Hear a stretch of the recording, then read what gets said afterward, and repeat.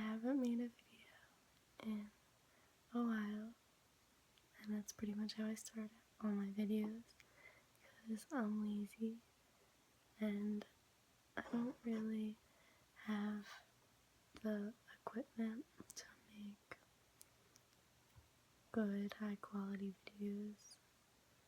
So the videos that I do make are pretty much whatever I can think of to talk about.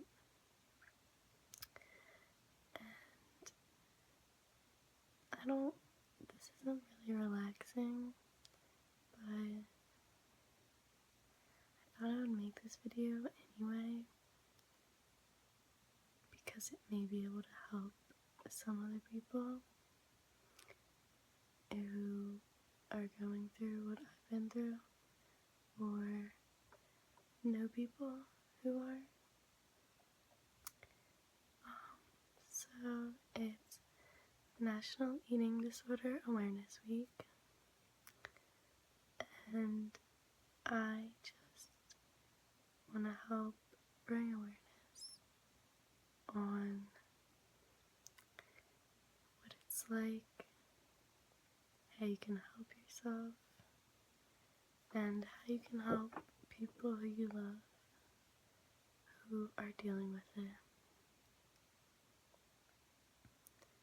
So, if someone you love has an eating disorder, the worst thing you can say to them, besides outright rude comments, because I'm not gonna even assume anybody's dumb enough to be like that, but the worst thing you can say to somebody is just eat.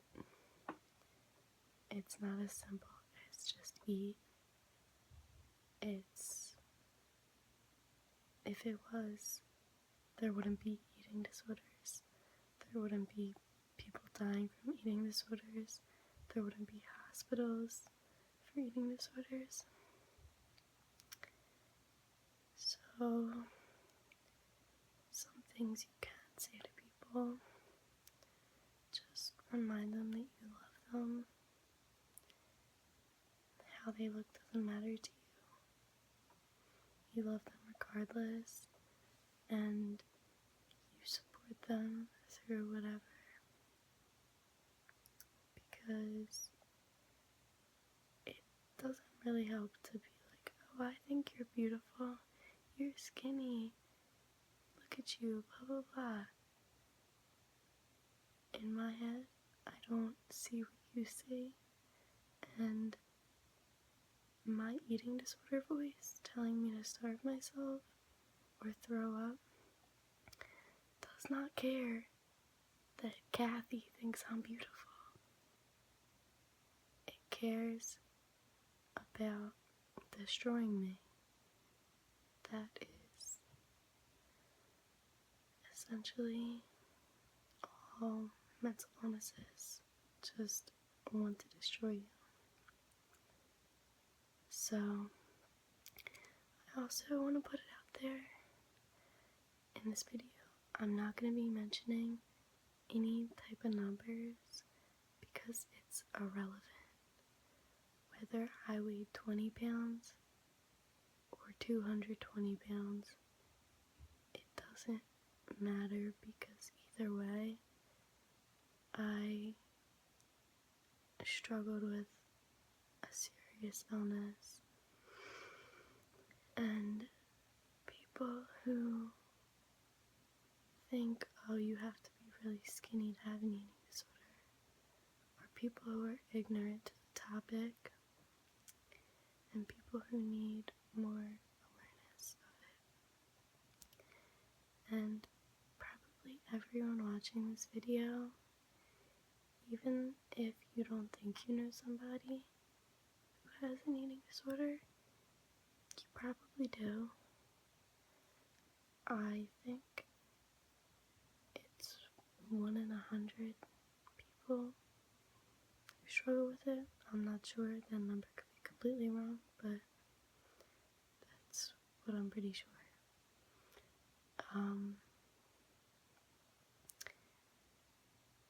It's a very secret and sneaky illness. I struggled for 3 years and nobody knew until I said anything. And a year ago, I went and stayed in a hospital for a month. And it helped to have that support and to have that recognition that what I'm going through is real, because I never got to like an alarmingly low weight. I was pretty average throughout the whole time, but I was still struggling, still starving myself, still over-exercising, making myself throw up, and things like that. And you may never know. You could have hints, and you could think, oh, maybe, but yeah, it's secret, it's sneaky.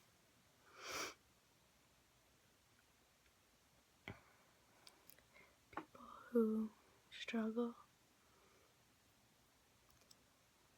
they don't want to hear how, like when they're recovering, if somebody's recovering, they don't want to hear how they look healthy. In your eating disorder head, like the thought process of your eating disorder, healthy is bad because your ED wants you to be unhealthy. It wants to kill you, and it wants to take away everything from you that it possibly can. And I refused to let mine get that far. And I know lots of people who have been to the hospital many, many, many times for theirs because it's so frustrating, it's so easy to give back into it. It's not like cancer, like, you know, you could get it 1, 2, 3 times. Your eating disorder for the rest of your life. It's not like there's a certain amount of time. I'm pretty sure for cancer it's 3 years and you're pretty much almost 100% in the clear. Your eating disorder is there for your life. Every single time you look at food for the rest of your life, there's some type of thought there. There's some type of guilt, blah blah blah. Eventually, the longer you go without using your eating disorder, it dies down a little bit, but it never goes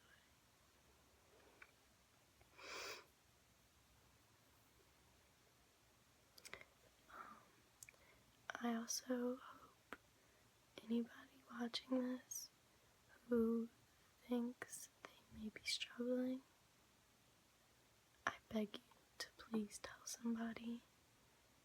And if they don't listen to you, they don't believe you, tell somebody else. Tell as many people until somebody listens and somebody helps you. And even if you don't want help, even if you don't want to go through the big process of recovering, nobody's ever ready to recover. Nobody ever really fully wants to. There's no right time. Really, the best time would be as soon as possible. Because if not now, you live the rest of your life with it. You miss out on so much.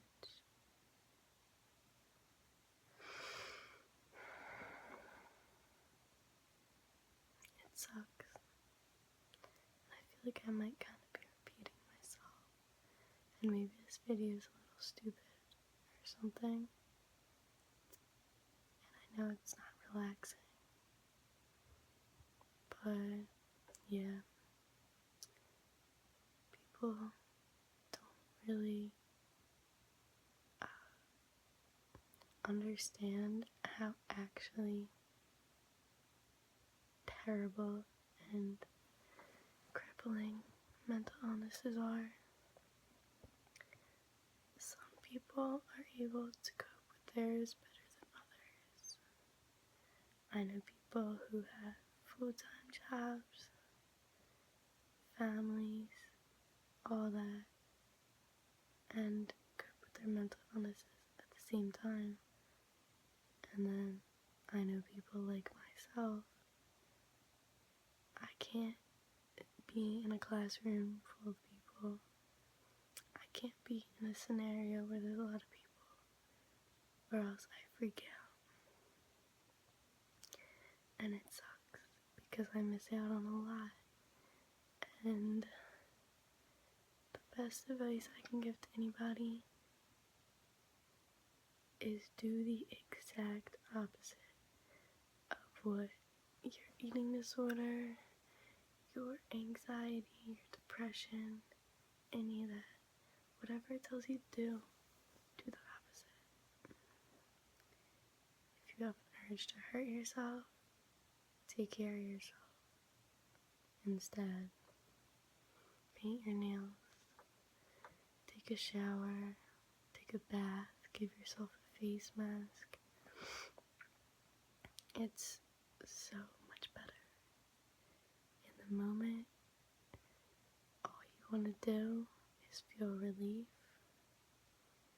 But at the end of the day, the more you give in to that, the more you're going to want it next time.